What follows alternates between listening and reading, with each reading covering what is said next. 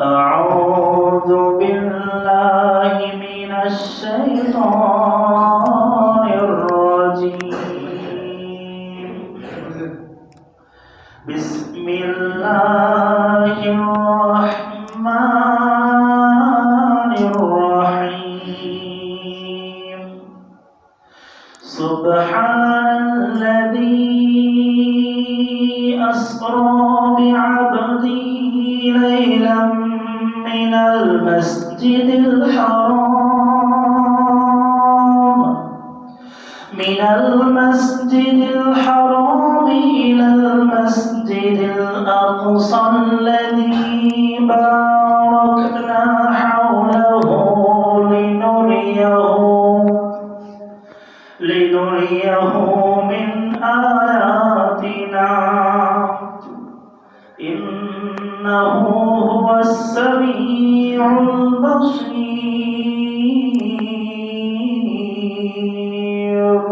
الحمد لله ثم الحمد لله সমস্ত প্রশংসা আল্লাহ সুবহানাহু ওয়া তাআলার দরবারে, যিনি আমাদেরকে এই মহিমান্বিত অতি সম্মানিত আরবি মাস মাহে রজবের 27 তারিখে পবিত্র ঈশার নামাজের পরে এই পৃথিবীর সকল কর্মব্যস্ততা থেকে অবসর করে সুস্থ শরীরে এই পৃথিবীর শ্রেষ্ঠ স্থান আল্লাহ সুবহানাহু ওয়া তাআলার প্রিয় স্থান আল্লাহর ঘর মসজিদে এসে বসার, আল্লাহর ইবাদত করার পরে কিছু দিনই কথা বলার এবং শোনার সুযোগ দান করেছেন। এই জন্য সকলে কালিমাতুশ শুকর সকলে আদায় করে বলি আলহামদুলিল্লাহ।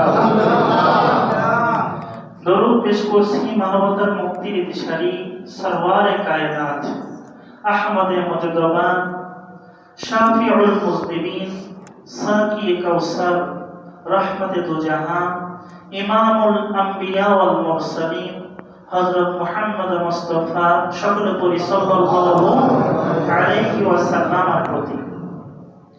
প্রিয় উপস্থিতি, আমরা আজকে সমবেত হয়েছি আল্লাহ সুবহানাহু ওয়া তাআলা পবিত্র কালামে হাকিমে বলেন, ওয়া আম্মা বিনি'মাতি রাব্বিকা ফাহাদ্দিস, যে আল্লাহ সুবহানাহু ওয়া তাআলার নিয়ামত পাওয়ার পরে বান্দার দায়িত্ব হচ্ছে সেই নিয়ামতের আলোচনা করা, নিয়ামতের শুকরিয়া আদায় করা। তো আপনার আমার জন্য সবচেয়ে বড় নিয়ামত হলেন রাহমাতুল লিল আলামিন হযরত মুহাম্মদ মুস্তাফা সাল্লাল্লাহু আলাইহি ওয়াসাল্লাম। কারণ যাকে সৃষ্টি না করলে আমার রব আপনাকে আমাকে এই আসমান জমিন এই ভূমণ্ডল থেকে শুরু করে জাগতিক কিছুই সৃষ্টি করতেন না। এমন রাহমাতুল লিল আলামিন, যিনি সাইয়্যিদুল আম্বিয়া, সাইয়্যিদুল মুরসালিন, সাইয়্যিদুল কাউনাইন, সাইয়্যিদুস সাকালাইন, মানব জাতি, জিন জাতি, ফেরেশতা জাতি, সকল সৃষ্টির যিনি শ্রেষ্ঠ, সেই রাহমাতুল লিল আলামিনের উপর হিসেবে আপনাকে আমাকে দুনিয়ায় পাঠিয়েছেন। এর চাইতে আর বড় কি নিয়ামত হতে পারে, তাই না?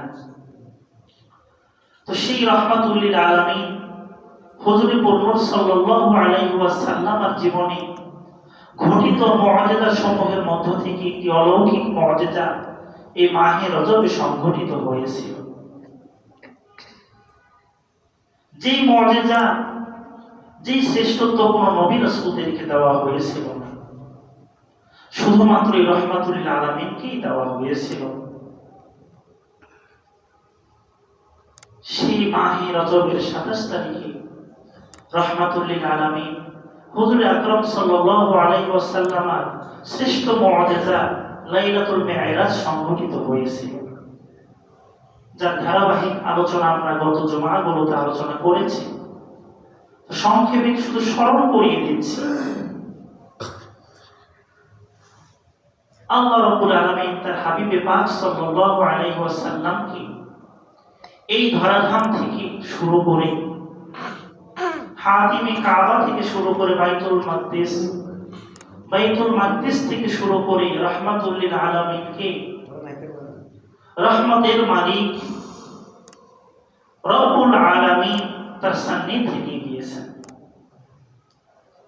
তো আসলে আমরা পৃথিবীতে একটি কথা বুঝবো, পৃথিবীতে যখন কেউ একজন আরেকজনকে ভালোবাসে, একজন আরেকজনের ভক্ত হয়ে যায়, একজন আরেকজনের জীবন দেওয়ার জন্য যখন প্রস্তুত হয়ে যায়, কেন? তার শ্রেষ্ঠত্ব জানার পরে, তার মহত্ব জানার পরে, তার গুণাবলী জানার পরে, তাই না? এই বাংলাদেশে ইসলামিক বলেন, অন ইসলামিক বলেন, বিভিন্ন দলীয় সংগঠন আছে না, যেগুলোর সঙ্গে আমরা বিভিন্নভাবে বিভিন্ন জন জড়িত আছি না? আমার নেতা যা বলেছে তাই, এরকম কিছু আছি না? তো কেন তিনি সেই ভক্ত হলেন? কেন নেতা যা বলবে তাই করতেছে? কারণ তার নেতার কিছু গুণাবলী তাকে ভালো লেগেছে, তার নেতার কিছু মহত্ব তার কাছে প্রকাশ পেয়েছে, শ্রেষ্ঠত্ব প্রকাশ পেয়েছে সকল মানুষের উপরে, এই জন্য সে তার অনুসরণ অনুকরণ করতেছে, ঠিক না? তো আপনি আমি যে রাহমাতুল আলামিনের উম্মত হয়েছে, আপনার আমার রাহমাতুল আলামিন হুজুর আকরাম সাল্লাল্লাহু আলাইহি ওয়াসাল্লামের পূর্বে যত আম্বিয়া কেরাম, রাসূল কেরাম বিদায় হয়ে চলে গিয়েছেন, সর্বশেষ নবী হযরত মুহাম্মদ মুস্তাফা সাল্লাল্লাহু আলাইহি ওয়াসাল্লামের আবির্ভাব হয়েছে, আপনার উম্মত হয়েছে, তাই না? তো কেমন নবীর উম্মত আপনি আমি যে উম্মত হয়েছি, আমার নবীজি পাক সাল্লাল্লাহু আলাইহি ওয়াসাল্লামের কি শ্রেষ্ঠত্ব রয়েছে, কি মহত্ব রয়েছে, কোন গুণাবলী রয়েছে, যার জন্য আপনার আমার হাবিবে পাক সাল্লাল্লাহু আলাইহি ওয়াসাল্লাম এই শ্রেষ্ঠত্ব জানা লাগবে না? তো এই শ্রেষ্ঠত্বের জন্যই আল্লাহ রাব্বুল আলামিন তার হাবিব সাল্লাল্লাহু আলাইহি ওয়াসাল্লামের জীবনে মেরাজ সংগঠন করেছেন। কি সংগঠন করেছেন? মেরাজ। কারণ রাসূল আরবি সাল্লাল্লাহু আলাইহি ওয়াসাল্লামের উপরে যখন প্রাথমিক ওহী নাযিল হয়, আরে আপনারা আমার হাবিব কেন অনেক চিন্তা করে দেখেন, যখন ওহী নাযিল হয় আল্লাহ রাব্বুল আলামিন তার উম্মত যারা হবেন, মেরাজ যে সংগঠন হয়েছে কেন হয়েছে জানেন? রাসূলুল্লাহ সাল্লাল্লাহু আলাইহি ওয়াসাল্লামের উপরে মেরাজ সংগঠন হওয়ার হিকমত কি জানতে ইচ্ছা করে না? আমার আল্লাহ রাব্বুল আলামিন রাসূল আরবি সাল্লাল্লাহু আলাইহি ওয়াসাল্লামকে ওয়াদি মক্কায় নবুয়তের প্রাথমিক দিকে মক্কার উপত্যকায় রাহমাতুল লিল আলামিনকে নিলেন। সেখানে নেওয়ার পরে আল্লাহ রাব্বুল আলামিন তার হাবিবকে তার সময় থেকে শুরু করে কিয়ামত পর্যন্ত যত উম্মত এই দুনিয়ায় আসবে, সকল উম্মত গুনাহগার উম্মতদেরকে গুনাহগুলো, আমরা কি গুনাহ সেগুলো করব, আমরা কি অপরাধগুলো করব, এই গুনাহ রাশিগুলো রাহমাতুল লিল আলামিনকে ওই মক্কার উপত্যকায় আমার আল্লাহ রাব্বুল আলামিন দেখিয়ে দিলেন। যখন হাবিবে পাক রাহমাতুল লিল আলামিন উম্মতের দয়ার কান্ডারি নবীজি আমার উম্মতের যখন এই গুনাহ রাশিগুলো দেখলেন না মুসলমান, দেখার সঙ্গে সঙ্গে রাহমাতুল লিল আলামিন এইবার ইবাদতে মশগুল হয়ে গেলেন। সারা রাত দাঁড়িয়ে দাঁড়িয়ে ইবাদত। আল্লাহ রাব্বুল আলামিন তখন হাবিবের উপর নাযিল করেন, ওয়া মিনাল লাইলি ফাতাহাজ্জাত বিহি নাফিলাতাল লাকা আসা আন ইয়াবআসাকা রাব্বুকা মাকামান মাহমুদা। আমার আল্লাহ রাব্বুল আলামিন তখন সূরাতুল মুজাম্মিলের আয়াতগুলো প্রাথমিকভাবে নাযিল করে দিলেন। ইয়া আইয়ুহাল মুজাম্মিল, হাবিবকে ডাকলেন, ওরে মুজাম্মিল হাবিব, রাতের কিছু সময় দাঁড়িয়ে ইবাদত করেন। সূরা বনী ইসরাঈলের মধ্যে জানিয়ে দিচ্ছেন, ওয়া মিনাল লাইলি ফাতাহাজ্জাত বিহি নাফিলাতাল লাক, আপনার জন্য রাতের কিছু অংশে দাঁড়িয়ে নামাজ পড়াকে নফল করা হয়েছে। সান্ত্বনা বাণী দিচ্ছেন। তো আল্লাহ রাব্বুল আলামিন তার হাবিবকে দেখাবেন যে আসলে আমি রাহমাতুল লিল আলামিনের যে রব, আমার রহমত কতটুকু, আমার রহমতের দরিয়া কতটুকু, আমার মাগফিরাতের দরিয়া কতটুকু। বান্দা গুনাহ করতে করতে এই জমিন থেকে আসমান পর্যন্ত যদি গুনাহ রাশিগুলো পৌঁছে যায়, আর আমি রব্বে কারিমের কাছে শুধু দুটি হাত উঠিয়ে শুধু অনুশোচনার সঙ্গে বলে, ইয়া রব, আমার জীবনের গুনাহ রাশিগুলো মাফ করে দেন। আপনি তো রহিম, আপনি তো রহমান, আপনি তো সত্তারুল উয়ুব, আপনি তো গুনাহ রাশিগুলো, দোষ ত্রুটিগুলো গ্রহণকারী, আপনি তো গফফারুয যুনুব, আপনি তো গুনাহ রাশিগুলো মাফ করনে ওয়ালা, আপনি তো পরম করুণাময় অতি দয়ালু। আল্লাহ আমার জীবনের গুনাহ রাশিগুলো মাফ করে দেন। আমার হাবিবের ঘোষণা, যদি আসমান পর্যন্ত তোমার গুনাহ রাশিগুলো পৌঁছে যায়, আমার আল্লাহ রাব্বুল আলামিন তোমার সকল গুনাহ রাশিগুলোকে মাফ করে দিবেন। তো আল্লাহর রহমতের দরিয়া কতটুকু, মাগফিরাতের দরিয়া কতটুকু, এটি দেখানোর জন্য আমার আল্লাহ তার হাবিবকে মেরাজ সংগঠন করিয়েছেন, যাতে করে উম্মত, গুনাহগার উম্মতের গুনাহের জন্য হাবিব বিচলিত না হয়, দুশ্চিন্তাগ্রস্ত না হয়, যে আমি আল্লাহ রাব্বুল আলামিন আমার মাগফিরাতের দরিয়া হাবিব তুমি দেখে যাও, সান্ত্বনা নাও যে আমি তোমার উম্মত গুনাহ করতে করতে আসমান পর্যন্ত গুনাহ রাশিগুলো পৌঁছে যাবে, আর আমি রহমত ওয়ালা, আমি রব, তোমার গুনাহগার উম্মতের গুনাহ রাশিগুলো মাফ করে দেব। তো মেরাজ সংগঠন করেছেন আরে পাগলা উম্মতের জন্য, আপনার শান বোঝার জন্য, মান বোঝার জন্য, যে আপনি কোন নবীর উম্মত। আসমান পর্যন্ত আপনার গুনাহ রাশি পৌঁছে যাবে, সমুদ্রের ফেনা পরিমাণ আপনার গুনাহ রাশি পৌঁছে যাবে, আর আপনার রব আপনার সকল গুনাহ রাশিগুলো মাফ করে দেবেন, শুধু খাটি দিলে একবার তওবা করা। তো এই রহমতের দরিয়া, মাগফিরাতের দরিয়া দেখানোর জন্য আমার আল্লাহ রাব্বুল আলামিন তার হাবিবকে এই মেরাজ সংগঠন করিয়েছেন। এরপরে কিয়ামত সংঘটিত হবে, বিশ্বাস হয়? বিশ্বাস আছে? মৃত্যুবরণ হবো, তাই না? ইন্তেকাল হবে, দাফন হবো, ইসরাফিল আলাইহিস সালাতু ওয়াস সালাম সিংহে ফুৎকার দেবেন, উঠে যাব। এরপরে কিয়ামত শুরু, রবের কাছে বিচার দিতে হবে, রব বিচার করবেন, হিসাব নিকাশ আপনাকে দিতে হবে। রব বলেন, ইকরা কিতাবাকা কাফা বিনাফসিকা আল-ইয়াওমা আলাইকা হাসিবা। আপনার আমলনামাগুলো আপনাকে পড়ে পড়ে রবের কাছে নিজে হিসাব দিতে হবে, রবের সামনে দাঁড়াতে হবে। ওই সময় রব জাহান্নামকে উপস্থিত করবেন। কাকে?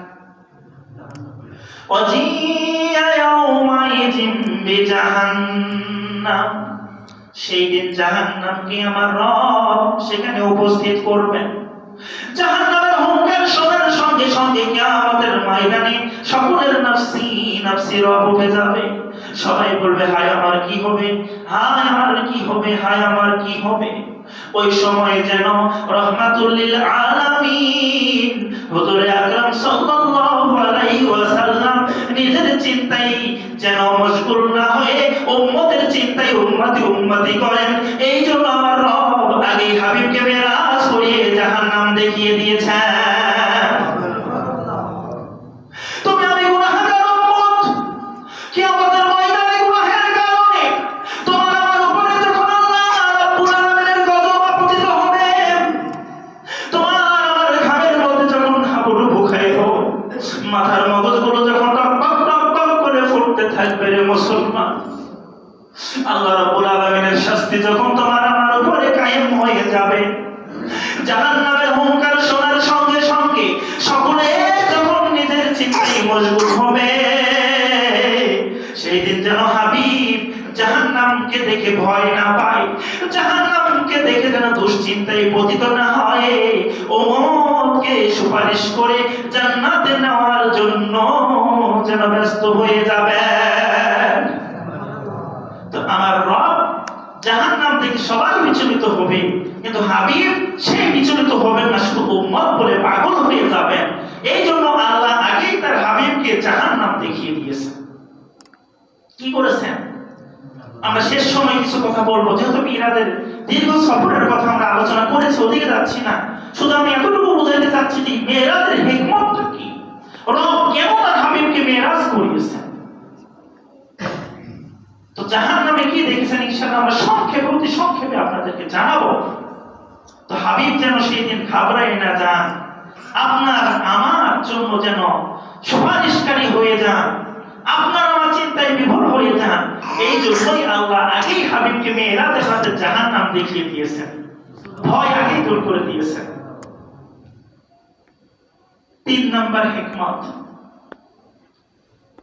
আল্লাহ রাব্বুল আলামিন বলেন আল্লাহু ইয়াদউ ইলা দারিস সালাম। আল্লাহ রাব্বুল আলামিন দারুস সালাম জান্নাত, জান্নাতের দিকে ডাকতেছেন। জান্নাতে যেতে চান না? চান না? না জাহান্নামে যাবেন? জান্নাতের নাজ নিয়ামত ভোগ করতে চান না? হুরে গেলমানদের সঙ্গে থাকতে চান না? মন যা চায় তাই খাইতে পারবেন। কত ধরনের শরবত আপনার সামনে উপস্থিত, কত ধরনের নদী আপনার সামনে প্রবাহমান। রব্বে কারিম কত নিয়ামত দিয়ে রেখেছেন। হাবিব মেরাজের রাত থেকে এসে বলেন, আরে হুরে গেলমান তো আমি দেখে আসলাম, তাদের সৌন্দর্যের বর্ণনা দিয়েছেন। ৭০ পর্দার কাপড়ের ভিতর দিয়েও তাদের মাংস দেখা যাবে, চামড়া দেখা যাবে, রক্ত দেখা যাবে, হাড্ডি দেখা যাবে। এরকম হুরে গেলমান নিয়ে জান্নাতে থাকতে চাই না? মন যা চায় তাই খাইতে চাই না? ইনশাআল্লাহ। তো সেই জান্নাতকে তো পেতে হবে, পেতে হলে রবের হুকুম মানতে হবে না? তো জান্নাতটা কেমন হবে ভাই, কথা বুঝবেন। আমি যখন কোনো কোম্পানিতে কাজ করি, কোনো প্রতিষ্ঠানে কাজ করি, দেখবেন আমি বিভিন্ন সময় আপনাদের সামনে যখন কথা বলি, বিভিন্ন প্রতিষ্ঠানের পাশাপাশি দেখবেন ফলাও করে কিন্তু বাগানবাড়ি প্রতিষ্ঠানের নামটা বেশি বলি। কেন? আমি সেখানে কর্মরত, এই জন্য সেখানে দাওয়াতটা আগে আমি দিই, ঠিক না? তো যে যেখানকার আছে রিপ্রেজেন্টেটিভ হিসেবে দেখবেন সে সেইটাই উপস্থাপন করে, নতুবা তো সেই জিনিসটা তেমন চলবে না। তো আল্লাহ রাব্বুল আলামিনের হাবিবকে আল্লাহ রাব্বুল আলামিন তো সাইয়্যিদুল আম্বিয়া ওয়াল মুরসালিন করে আপনারা আমার কাছে পাঠিয়েছেন জান্নাতের দাওয়াত দেওয়ার জন্য। তো হাবিবকে যদি জান্নাতটা দেখিয়ে না দেয়, তাহলে হাবিব কি জান্নাতের বর্ণনা দেবে কেমনে বলেন তো? তো আমার রব এই মেরাজের রাতে হাবিবকে জান্নাত দেখিয়ে দিচ্ছেন, বলছেন আরে আপনার উম্মত গুনাহগার গুলোকে তো maaf করব, আর জান্নাতের নিয়ামত গুলো দেখেন, ইটগুলো মণিমুক্তার তৈরি, স্বর্ণের তৈরি, হীরার তৈরি, যত দামি পাথরের আছে তৈরি, যত নিয়ামত আছে সব তৈরি করে রেখেছি, হুর গেলমান তৈরি। শুধু আপনার উম্মত গুলো জান্নাতে প্রবেশ করবে, হুরেরা তাদেরকে নাচ গান করিয়ে মাথায় রাখবে, তাদেরকে শরবত পান করাইবে। তো এই নিয়ামত যখন হাবিবকে এই মেরাজের রাতে দেখিয়ে দিয়েছেন, তো হাবিব তো প্রত্যক্ষদর্শী, কেন আমার আপনার হাবিব হলেন শাহেদ। তো হাবিব তো সবকিছু দেখে এসে আপনার আমার কাছে যখন বলেছে, সাহাবায়ে কেরাম তো পাগল হয়ে গিয়েছে, দেওয়ানা হয়ে গিয়েছে, জান্নাতের সুঘ্রাণ নেওয়ার জন্য জিহাদের ময়দানে জিহাদ করতে করতে শহীদ হয়ে গেছে। তো আল্লাহ রাব্বুল আলামিন মেরাজের হিকমত হচ্ছে তার হাবিবকে আগে জান্নাত দেখিয়ে দেওয়া, যাতে উম্মতকে জান্নাতের দাওয়াত ভালোভাবে দিতে পারে। এরপরে হিকমত হচ্ছে, আমরা সকলেই জানি আপনার আমার প্যারা রাসূল হুজুরে পূর্ণ সাল্লাল্লাহু আলাইহি ওয়াসাল্লাম আল্লাহর হাবিব কি? ইব্রাহিম আলাইহিস সালাতু ওয়াস সালাম হলেন আমার আল্লাহর খলিল। খলিলুল্লাহ হলেন ইব্রাহিম আলাইহিস সালাতু ওয়াস সালাম, আর হাবিবুল্লাহ হলেন রাহমাতুল লিল আলামিন হযরত মুহাম্মদ মুস্তাফা সাল্লাল্লাহু আলাইহি ওয়াসাল্লাম। তো হাবিব কি জিনিস জানেন? খলিল হলেন যে বন্ধু, আল্লাহ বন্ধু। ইব্রাহিম যখন খলিল মানেও বন্ধু। তো ইব্রাহিমকে শুধু দিতে হয়েছে, আল্লাহ পরীক্ষা নিয়েছেন, ইব্রাহিম দিয়েছেন, তো দিয়েছেন, ইব্রাহিম খলিল হয়ে গিয়েছেন। আর হাবিব কোন বন্ধু জানেন? হাবিব হচ্ছেন, সে তো দেবে, কিন্তু সে কি দেবে? তার রব তাকে দেওয়ার জন্য প্রস্তুত। শুধু বলে আপনার রব আপনাকে দিয়ে সন্তুষ্ট করেই ছাড়বে। তো আপনি গুনাহগার উম্মতের জন্য কিয়ামতের ময়দানে সুপারিশ করবেন তো করবেন, আর রব আমি গুনাহগুলো ক্ষমা করতে করতে জাহান্নাম থেকে আপনার একটা উম্মত যদি থাকে, সব উম্মতগুলোকে জান্নাতে দিয়ে দেব। তো প্যারা রাসূল সাল্লাল্লাহু হচ্ছেন হাবিব।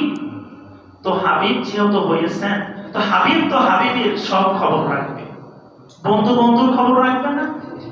বন্ধু বন্ধুর সবকিছু জানবে না? তো আমার রব তো ঘোষণা দিয়েছেন, ওয়ামা আরসালনাকা ইল্লা রাহমাতাল লিল আলামিন।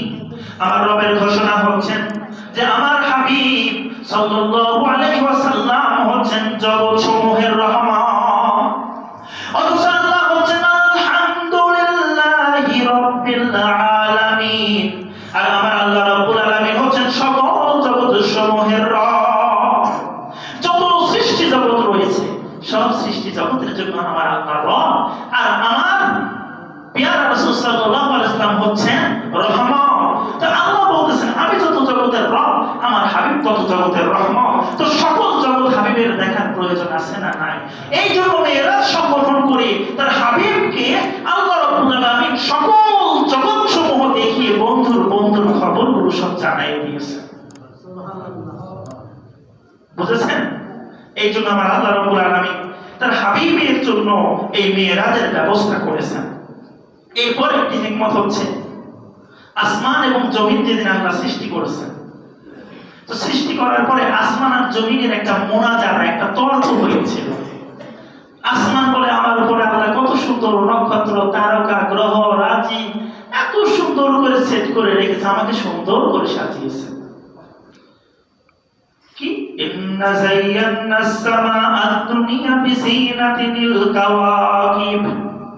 তো জমিন তখন জবাব দিচ্ছে, ওয়া ইন্না জাআলনা মা আলাল আরদি জিনাতাল লাহা। জমিন জবাব দিচ্ছে, আরে রব তো আমাকেও কত সুন্দর করে সাজিয়ে দিয়েছে। তো তর্ক চলতেছে, এক পর্যায়ে যখন রাহমাতুল লিল আলামিন এই জমিনে তাশরীফ এনেছেন, তো জমিন এবার ফখর করা শুরু করে দিয়েছে। বলে সাইয়্যিদুল আম্বিয়া, সাইয়্যিদুল মুরসালিন, সাইয়্যিদুস সাকালাইন, সাইয়্যিদুল কাউনাইন, জাদ্দুল হাসান ওয়া হুসাইন রাদিয়াল্লাহু তাআলা আনহুমা, শাফিউল মুসলিমিন, সাকিয়ে কাউসার, রাহমাতুল লিল আলামিন এবার আমার জমিনে আছে। ও আসমান, তোমার কাছে কি আছে? তো আসমান তখন রবের কাছে ফরিয়াদ করেছিল, রব আপনার হাবিবকে যেমন জমিনবাসীর জন্য দিয়েছেন, আমরা আসমানবাসীরা আপনার কাছে ফরিয়াদ করি, আপনার হাবিবের পদধূলি একটু আমাদের আসমানবাসীদের কাছে একটু পৌঁছে দেন। আল্লাহ রাব্বুল আলামিন তার হাবিবকে মেরাজের রাতে নিয়ে এই আসমানবাসীদের জন্য ফরিয়াদটা কবুল করে নিয়েছেন। তো কোন হাবিবের উম্মত আপনি আমি চিন্তা করেছেন? কোন হাবিবের উম্মত এই হাবিবের মেরাজ আমার রব সংগঠন করে দেয়, যেখানে সময় স্টপ হয়ে যায়, জামানা স্টপ হয়ে যায়, কেউ সময় বলতে পারে না। অথচ আমার রব তামাম জাহান হাবিবকে দেখিয়ে দিয়েছেন, তামাম সৃষ্টি জগৎগুলো দেখিয়ে দিয়েছেন, জান্নাত জাহান্নামগুলো দেখিয়ে দিয়েছেন।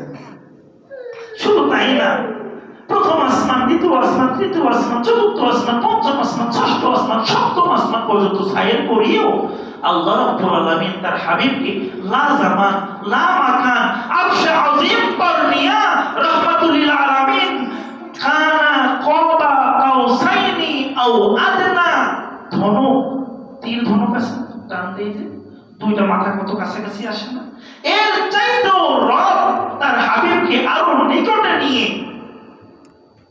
মা আওহা ইলা আবদিহি মা আওহা। সূরা নজমের মধ্যে আল্লাহ বলতেছেন তার হাবিবের প্রতি আল্লাহ যা ওহী করার ওহী করে দিয়েছেন। কোন হাবিবের উম্মত আপনার? তো পিয়ারা হাজিরিন, তো আপনার আমার এই শান, আপনার আমার মান দেখানোর জন্য, হাবিবের মর্যাদাকে উন্নত করার জন্য আমার আল্লাহ রাব্বুল আলামিন মেরাজ সংগঠন করেছেন। আর একটি বিষয়, আল্লাহ রাব্বুল আলামিন প্রত্যেক নবী রাসূলের একটা খদাআত দিয়েছেন, নির্জনতা দিয়েছেন। ইউসুফ আলাইহিস সালামকে নির্জনে মোলাকাত করিয়েছেন, সেই কূপের মধ্যে তার ভাইরা যে কূপে ফেলেছে। মূসা আলাইহিস সালামকে দিয়েছিলেন সেই দূর পর্বতে, ইউনূস আলাইহিস সালামকে দিয়েছিলেন সেই মাছের পেটে। আমার রবের সাথে নির্জন মোলাকাত হয়েছিল। তো হাবিব তো জমিনে মোলাকাত হলে হবে না, কারণ হাবিব তো রাহমাতুল লিল আলামিন। এইজন্য আমার আল্লাহ রাব্বুল আলামিন তার হাবিবকে নির্জনে মোলাকাত দেওয়ার জন্য এই মেরাজ সংগঠন করেছেন। তো সেই মেরাজ আপনার আমার হাবিবের অলৌকিক মুআজিজা অধিকারী। অথচ আজকে অনেকে না এই মেরাজকে অস্বীকার করে। আল্লাহ রাব্বুল আলামিন হেদায়েত দান করুন, সকলে বলি আমিন। প্রিয় হাজিরিন, সর্বশেষ একটি কথা, যে আপনার আমার হাবিব রাহমাতুল লিল আলামিন হুজুরে নূর সাল্লাল্লাহু আলাইহি ওয়াসাল্লামকে নিয়ে আমরা সবাই গর্ব করি না? গর্ব করি না? করি তো না? সকলেই গর্ব করি। তো যে সৃষ্টিকে নিয়ে তাম জাহান গর্ব করতেছে, আচ্ছা বলেন তো উনি কাকে নিয়ে গর্ব করবেন? ওনার পূর্বেও তো জলিলুল কদর নবীরা রাসূল কেরামরা আলাইহিমুস সালাতু ওয়াস সালাম তো দুনিয়া থেকে বিদায় হয়ে চলে গিয়েছেন। সকল নবী রাসূলকে তো আল্লাহ মর্যাদা দান করিয়েছেন, শ্রেষ্ঠত্ব দিয়েছেন, মহত্ব দিয়েছেন। সকলের তো গর্বের একটা স্থান রয়েছে, কিন্তু রাহমাতুল লিল আলামিন এমন একজন পয়গম্বর, সকল নবী রাসূলগণ, সকল আম্বিয়া কেরাম, রাসূল কেরামরা তো ওনার জন্য গর্ব করেছেন। সকলের প্রার্থনা ছিল, সকলের দোয়া ছিল আমাদের পরে একজন আসবেন। এমনও কি দোয়া করেছেন, আল্লাহ আমাকে আপনি রাহমাতুল লিল আলামিনের উম্মত হিসেবে কবুল করে নেন। এই দোয়া কিন্তু সাইয়্যিদুনা হযরত ঈসা আলাইহিস সালাতু ওয়াস সালামের কবুল হয়ে গেছে। ঈসা ইসলাম কিন্তু আসবেন, ঠিক না? তো সবাই তো তাকে নিয়ে গর্ব করেছে, আসমানবাসী গর্ব করতেছে, জমিনবাসী গর্ব করতেছে, সকল সৃষ্টিজীব গর্ব করতেছে, কিন্তু উনি কাকে নিয়ে গর্ব করবেন? তো আমার আল্লাহ বলেন, হাবিব চিন্তার কোনো বিষয় নেই, সবাই তো তোমাকে নিয়ে গর্ব করে, আমি রব তো তোমাকে নিয়ে গর্ব করি, কিন্তু তুমি গর্ব করবে আমি রবকে নিয়ে। কিভাবে? তোমার মুলাকাত হবে আমি রব্বের আরশ আযীমে আলাই, সেখানে তোমার মুলাকাতের মাধ্যমে ঘোষণা হবে, ঘোষিত হবে যে তুমি রব্বে কারীমের সঙ্গে মুলাকাত করেছো, রব্বে কারীমের দরবারে। সুবহানাল্লাহ। তো আল্লাহ রাব্বুল আলামিন এই জন্য তার হাবিবকে এই জীবন মেরাজ সংগঠন করেছেন। তো আপনার আমার নবীজি প্রেম, মহব্বত, ভালোবাসার প্রয়োজন আছে না? তো এই মেরাজের রাত্রিতে সংগঠিত হওয়ার বিষয়সমূহের মধ্য থেকে আল্লাহ রাব্বুল আলামিন তার হাবিবকে বেশ কিছু বিষয় দেখিয়ে দিয়েছিলেন।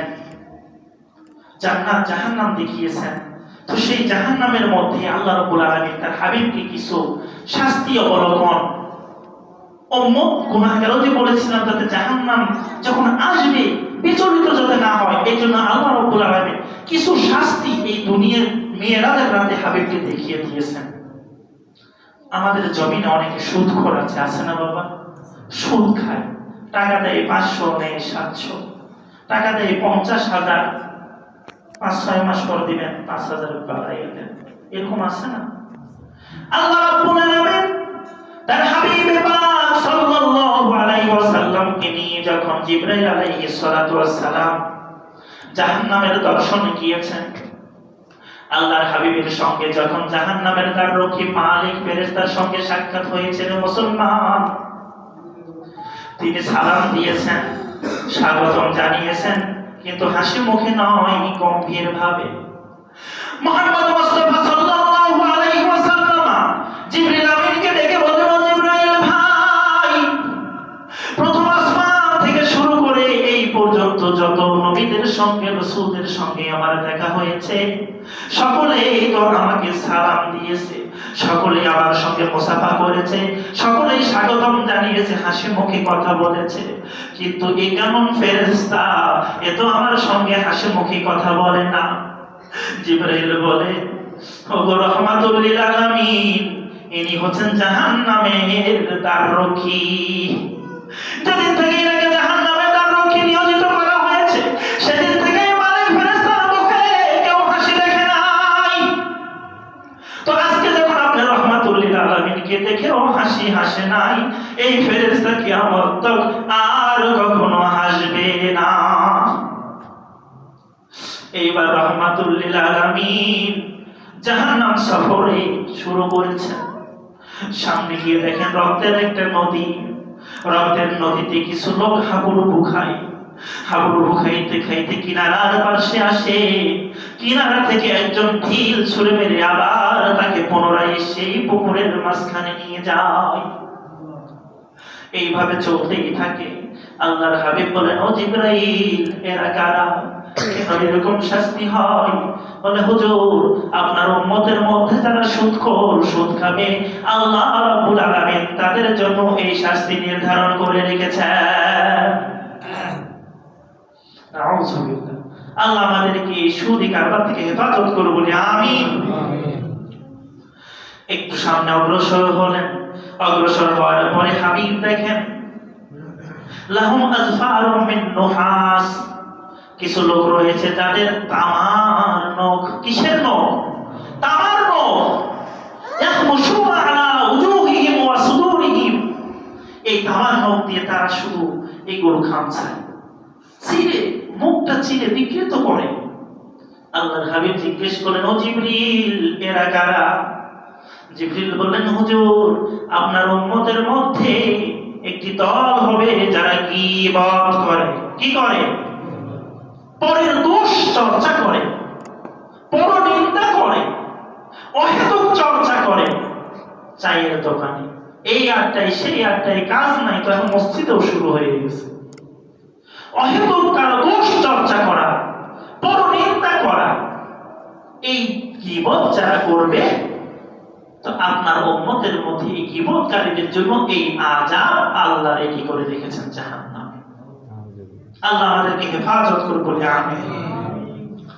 এরপরে আল্লাহর হাবিব আর একটু সামনে গিয়ে দেখেন আরো কিছু লোক তাদের পার্শ্ব দেশ থেকে, পার্শ্ব দেশ তো বলছেন, এই পার্শ্ব দেশ থেকে গোস্তগুলো খামসাই খামসাই ওঠায়। এগুলো ওঠাই শুধু তাই না, এগুলো আবার ভক্ষণ করে। আল্লাহর হাবিব বলেন, এরা আবার কারা? বলে হুজুর, ওই গীবতকারী, পরনিন্দাকারীদের মধ্যে একটা শ্রেণী হলেন এরাও। এদেরও এই শাস্তি চলতেই থাকবে। এরপরে আরো একটু অগ্রসর হলেন।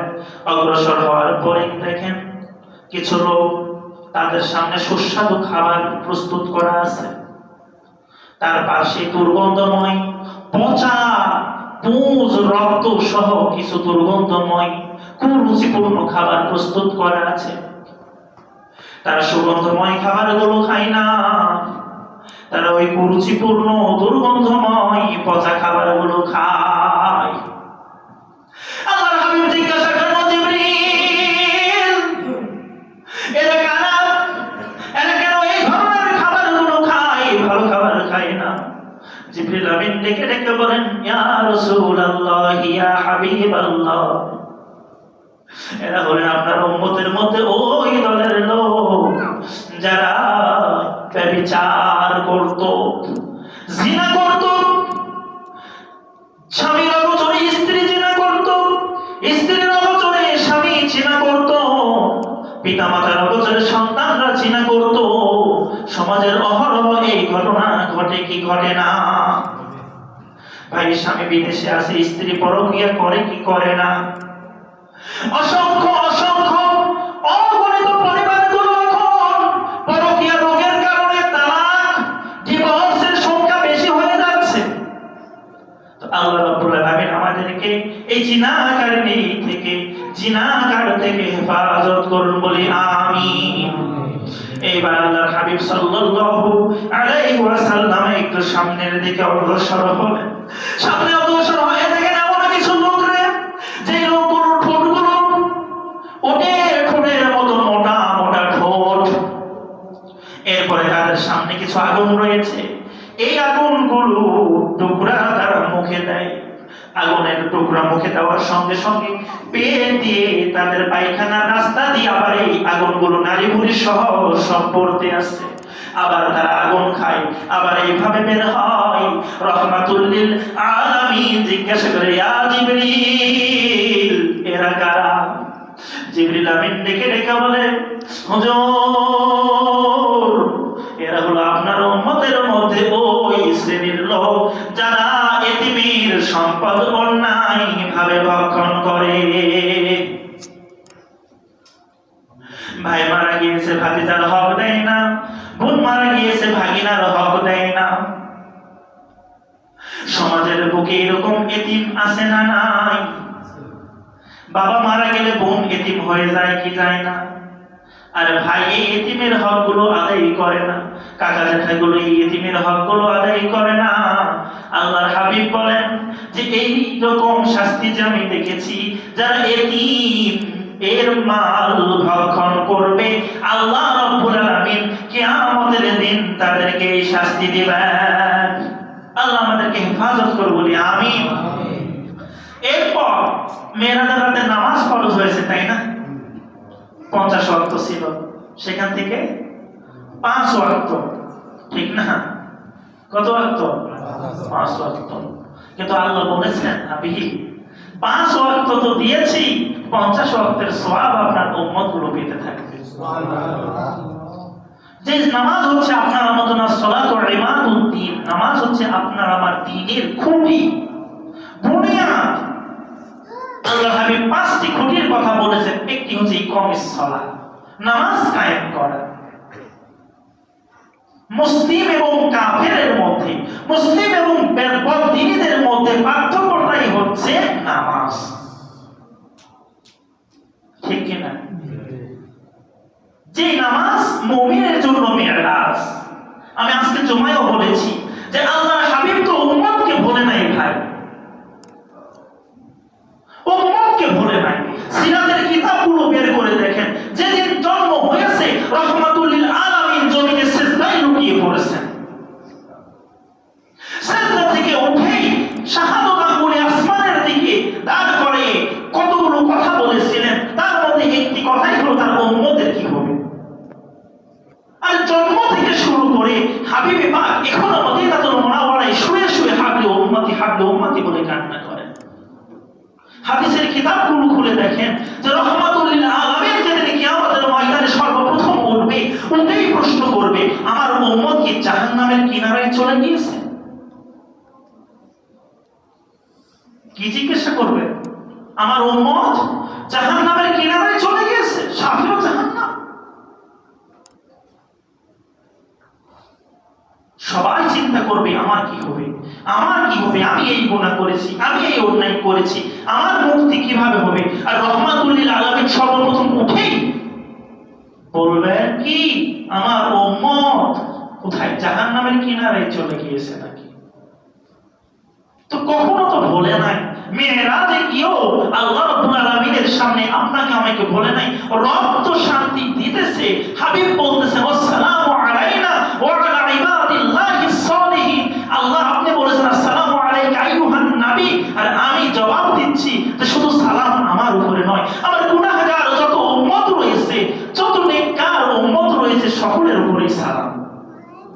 হাবিব তো সেখানেও বলে নাই।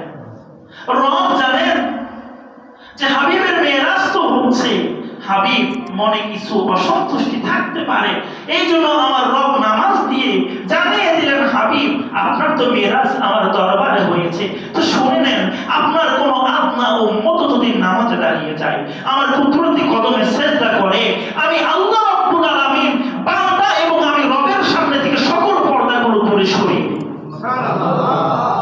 আমি রবের সঙ্গে কথা হয়। বুখারী শরীফ খুলেন, কিতাবুত তাফসীর পড়ে দেখেন, সূরা ফাতিহার তাফসীরে বর্ণনা এসেছে, বান্দা সূরা ফাতিহা পড়ে রব একটা আয়াতের জবাব দিয়ে দেন। কিন্তু আমার আপনার ওই কান নাই, ওই দিল নাই, ওই চোখ নাই, এটা শ্রবণ করার, জানার, বোঝার যোগ্যতা এখন তৈরি হয় না। কিন্তু রব কিন্তু ঠিকই আপনার মেরাজ করতেছেন দিনে 5 বার। কয়বার? হাবিব তো করলেন দরবারে আরশে আলায়, আর আপনার আমার জন্য ব্যবস্থা করলেন প্রতিদিন 5 বার করলেন। এরপরেও নামাজ পড়বো না, তাই না? এই জন্য আমার আল্লাহর হাবিব বলেন, জিবরিল আমিন যখন আমাকে নিয়ে সামনে অগ্রসর হলো, আমি সেখানে আরো কিছু জাহান্নামীদের শাস্তি দেখতে পেলাম। তার মধ্যে একটি শাস্তি হচ্ছে, কিছু লোকদেরকে আল্লাহ রাব্বুল আলামিনের ফেরেশতা নিযুক্ত করেছেন, তারা বড় বড় পাথর নিয়ে এই লোকগুলোর মাথায় আঘাত করার সঙ্গে সঙ্গে মাথাগুলো চূর্ণ বিচূর্ণ হয়ে যাচ্ছে। আবার এই মাথাগুলো একত্রিত হচ্ছে, আগের মতো হয়ে যাচ্ছে, আবার ফেরেশতা মাথায় পাথর দিয়ে আঘাত করতেছে। জিবরিল আমিনকে আমার হুজুর বলেন, ইয়া জিবরিল, এই লোকগুলো কারা? আমার আল্লাহর হাবিব জবাব দিয়ে দিলেন, যে এই লোকগুলো হচ্ছে কারা জানেননি? এই লোকগুলো হলো যারা নামাজের সময় অলসতা করত। আপনার উম্মতের মধ্যে যাদের উপরে নামাজ ফরজ ছিল, নামাজ আদায় করে নাই, এই বেনামাজিদেরকে আমার আল্লাহ রাব্বুল আলামিন এই শাস্তি দেবেন। জাহান্নামের শাস্তি খুব সহজ। দুনিয়ায় একটা হাত কেটে গেলে, আর সামান্য ছোট্ট একটা সুচ কিনে 2 টাকা সুচ, মহিলারা কাপড় সেলাই করে, সুচটা নিয়ে একটু আঙুলের মধ্যে দেন না, দেখেন না কি ব্যথা। আরে কতকে আছে রাস্তায় একটু হাঁটে, পায়ের সঙ্গে একটু পাথর কণা যদি বেঁধে যায়, একটু উষ্ঠা লাগে, হুজুর খায়, আরে এই ব্যথায় ঘুম থেকে আর উঠতে পারে না। সামান্য একটু ঠান্ডি জ্বর হয়েছে তো কম্বল মুড়ি দিয়ে শুয়ে আছে, আর উঠতে পারে না। সামান্য দুনিয়ার একটা সূচের ধুতাও আমাদের সহ্য হয় না। মা বোনেরা ভাত রান্না করে, গরম টকবকা ভাতের পানি, এই পানিটা যখন মা বোনদের হাতে বা পায়ে পড়ে সব ছুলাইয়ে যায়, পচে যায়, দুর্গন্ধ হয়ে যায়, তাই না? অনেকের কেটে বাদ দিতে হয়, বিভিন্ন রোগ হয়। ডায়াবেটিস থাকলে তো আর সবচেয়ে ভালো হতে চায় না, আসেন এইরকম। এই কষ্টটাই সহ্য হয় না, অথচ জাহান্নামের মধ্যে সেই শাস্তি কিভাবে সহ্য হবে? রক্ত তোমার আমার কপাল নাম ধারণ করবে, কিভাবে সহ্য করবে মুসলমান? একটু চোখ বন্ধ করে দেখেন কিভাবে সহ্য করবেন। এই জন্য এখনো সময় আছে, যতদিন হায়াত আছে, আজকে থেকে ফজর থেকে আর নামাজ কাজা করব। মালাকুল মউত সামনে আসবে, প্রয়োজনে মালাকুল মউতকে বলবো, আরে রব তো বলেছে লা ইস্তাখিরুনা সাআতা ওয়া লা ইস্তাকদিমুন, এক মুহূর্ত সময় দেবে না। কিন্তু ও মালাকুল মউত, আমি তোমার কাছে একটা পারমিশন চাই, যখনের নামাজের সময়টা হয়েছে আমাকে একটু নামাজ পড়ার সময়টা দাও। দিলের তামান্না থাকতে হবে এরকম। তো আসেন আমরা যারা এখানে আছি, আমাদের সন্তান যারা আছে, বয়প্রাপ্ত বালেগ, প্রাপ্ত বয়স্ক ছেলে হোক মেয়ে হোক, সকলকে আমরা নামাজ পড়াবো। আল্লাহ হাবিব বলেন 7 বছর বয়স হয়েছে তো তার চিন্তা শুরু করো, 10 বছর বয়স হয়েছে তো শাসন করা শুরু করো, নামাজ পড়ে। তো আমাদের সন্তান ঘরে আছেন, আল্লাহ রাব্বুল আলামিন এই সন্তানের জন্য আপনাকে জবাবদিহিতা করবেন না? করবেন না? আর কিয়ামতের দিন যখন জবাবদিহিতা হবে, আপনার সন্তান কি বলবে জানেন? কোরআনে আল্লাহ রাব্বুল আলামিন জানিয়ে দিচ্ছে, আপনার সন্তান সেদিন বলবেন, বাবারে আনেন, মারে আনেন, ওরা আমাদের হেদায়েত করে নাই, ভালো রাস্তা দেখায় নাই, তো কি হবে? ওদেরকে আজকে আমরা পায়ের নিচে রেখে জাহান্নামে চলে যাব। কি রে ভাই, আপনি যদি পায়ের নিচে থাকেন, সন্তান জাহান্নামে যায়, আপনি বুঝি জান্নাতে যাবেন? কোথায় যাবেন? এই জন্য আমাদের সন্তান যাদের আছে, সকল ছোট বড় সকল সন্তানদেরকে আমরা মসজিদে পাঠাবো, ছেলে সন্তানদেরকে। মা বোন মেয়ে যারা আছে তাদেরকে ঘরে নামাজের ব্যবস্থা করে নামাজ পড়তে বলবো। বলি নামাজ পড়বি না, তোর হাতে রান্না খাবো না। একদিন 2 দিন 1 সপ্তাহ না খেয়ে থাকেন, সমস্যা কি? অটোমেটিক মা বোন সোজা হবে। আর যেই স্বামী নামাজ পড়বে না, মা বোন শুনতেছেন, সকলের প্রতি অনুরোধ, স্বামী নামাজ পড়বেন না, শুধু এই শীতের রাত একবার বলবেন, লেপের নিচে তোমার কোনো স্থান নাই। কি বলবে? খাটের মধ্যে তোমার কোনো স্থান নাই, এই রুমের মধ্যে তোমার কোনো স্থান নাই। নামাজ পড়বা তো আমার সঙ্গে থাকতে পারবা। স্বামী একেবারে সোজা, ফজরের 2 ঘন্টা আগে অপেক্ষা করবে না, ফজরের নামাজ আজকে পড়তেই হবে, না হলে আমার বউ বাঁকা। কথা ঠিক কি না? তো এই জন্য আসুন আমরা সকলেই আল্লাহ রাব্বুল আলামিন যে নামাজ ফরজ করেছেন, এই নামাজ আদায় করি। আর একটি কথা বলে শেষ করতেছি, আমাদের অনেকের উপর যাকাত ফরজ হয়, সঠিকভাবে যাকাত আমরা আদায় করি না। 10 লক্ষ টাকা আসলে 2 লক্ষ টাকা শাড়ি লুঙ্গি কিনে দিয়ে দেই, মনে করি আদায় তো হয়ে গেছে। না, যা যাকাত আপনার হবে, যেটি ফরজ সেটি আদায় করবেন। যদি আদায় না করেন, আল্লাহ রাব্বুল আলামিন কিন্তু শাস্তি রেডি করে রেখেছেন। রেডি করে রেখেছেন কি শাস্তি? জাহান্নামে আল্লাহর হাবিব দেখেছেন, জাহান্নামে লোহার শলাকা খাইতে দেবে, তৃপ্তি হবে না। খাইতে থাকবেন, খাইতে থাকবেন, তৃপ্তি হবে না। তো আল্লাহ রাব্বুল আলামিন আমাদের সবাইকে হেফাজত করুন, বলে আমিন। আর মা বোন যাদের রয়েছেন, সাজসজ্জা করে না? করেনি? মেয়েদেরকে সাজসজ্জা জিনিস কিনে দেই না? ও প্রিয় মুসলমান, মা বোনদেরকে পর্দা করা ফরজ। বেগানা নারী কোন পুরুষের সামনে যাবে না, কোন পুরুষও কোন বেগানা নারীর সামনে যাবে না। এটি আল্লাহ রাব্বুল আলামিন আপনার আমার জন্য ফরজ করে দিয়েছেন। এরপরেও যদি কোনো মা বোন সাজসজ্জার সঙ্গে বিভিন্ন অশ্লীল অঙ্গভঙ্গির সঙ্গে বিভিন্ন ভাবে পার্কে যায়, রাস্তায় যায়, ডেটিং এ যায়, মার্কেটে যায়, বাজারগুলো করণ করে, আমার হাবিব বলেন জিবরিল আমিনের সঙ্গে সামনে একটু অগ্রসর হয়ে দেখি সেখানে এমন কিছু মহিলার শাস্তি হতেছে যাদের স্তনের সঙ্গে আগুনের রশি বেঁধে লটকাইয়ে দিয়া নিচে তন্দুর চুলার মতো তাপ দেওয়া হইতেছে। জিবরিল আমিনকে ডেকে ডেকে বলেন, ও জিবরিল, এরা কারা? জিবরাইল আলাইহিস সালাতু ওয়াস সালাম বলতেছেন, ওগো প্যারা নবী, এরা হলেন আপনার উম্মতের মতো ওই সকল মহিলা যারা সাজসজ্জা করত, বিভিন্ন বেহায়া ভাবে রাস্তাঘাটে চলাফেরা করত, পর্দা করত না। এই ধরনের নারীদেরকে এই শাস্তি কিয়ামতের ময়দানে আল্লাহ জাহান্নামে দিবেন। অনুরূপ এইভাবে আল্লাহ রাব্বুল আলামিন তার হাবিবকে জাহান্নাম দেখিয়েছেন, অনেক শাস্তি দেখিয়েছেন। এই মেরাজের রাত থেকে শিক্ষাগুলো হচ্ছে আল্লাহর প্রিয় বান্দায় আমরা পরিণত হব ইনশাআল্লাহ। আল্লাহর হাবিবের সম্মান বুঝে আসছে না? আসছেনি? আরে আল্লাহর হাবিব তো আল্লাহ রাব্বুল আলামিন তার হাবিবকে শ্রেষ্ঠত্ব দান করেছেন, কিভাবে করলেন বুঝে আসছে? এরপরেও যদি বুঝে না আসে, শেষ একটি কথা বুঝে নেন, আল্লাহর হাবিবকে আল্লাহ রাব্বুল আলামিন যখন বাইতুল মুকাদ্দাসে নিয়েছেন, সকল নবী রাসূলরা কিন্তু সেই মসজিদে ছিলেন। সকলের উপস্থিতিতে আমার আল্লাহ রাব্বুল আলামিন তার হাবিবকে দিয়ে নামাজের ইমামতি করিয়ে নিয়েছেন, নিয়ে বুঝিয়ে দিচ্ছেন, হাবিব আপনার নবী রাসূল যারা আছে সকলের আপনি ইমাম।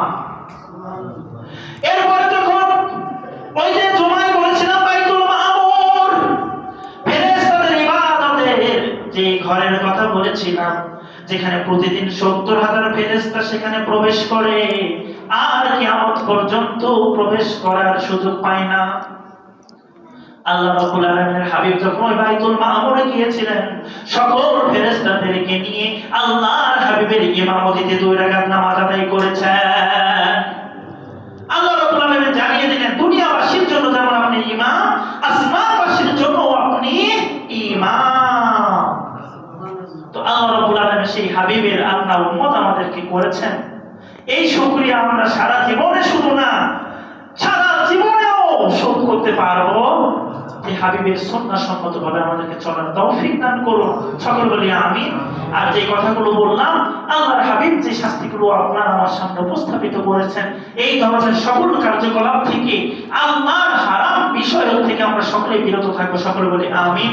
ওয়া আখিরু দাওয়ানা আলহামদুলিল্লাহি রাব্বিল